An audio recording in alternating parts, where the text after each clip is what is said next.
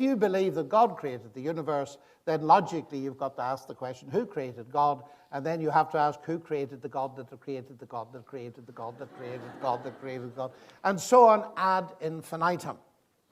And that was the end of God, of course. And that's exactly what Dawkins says in The God Delusion.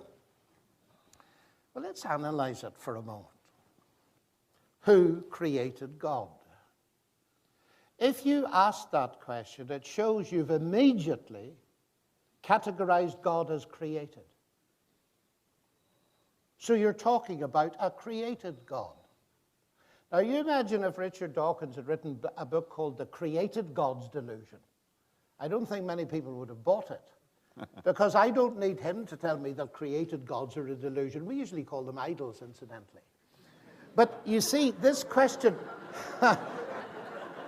this question is extremely interesting, because it's an illustration of a question that already rules out the explanation that's most likely to be true. Because the Christian claim is that God wasn't created. So if God was uncreated, in the beginning was the Word, and I'm coming to your 3-in-1 now, and I'm bringing it in obliquely. In the beginning was the Word was with God, and the Word was God. He already was. So the central Christian claim is, and in Judaism and Islam, of course, equally, is that God is eternal. So the question, by definition, doesn't even apply to him. And that's immensely important. The only way you can get anything out of it, then, in the negative sense, is to assume that everything is in the category of the created, but that's just begging the original question.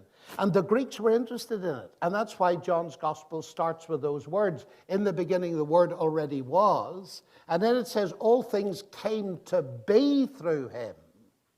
The Greeks were interested in the question of two categories: the things that came to be, the created things, and the things that already were. And the question resolves down to this: is there a thing or a being that never came to be?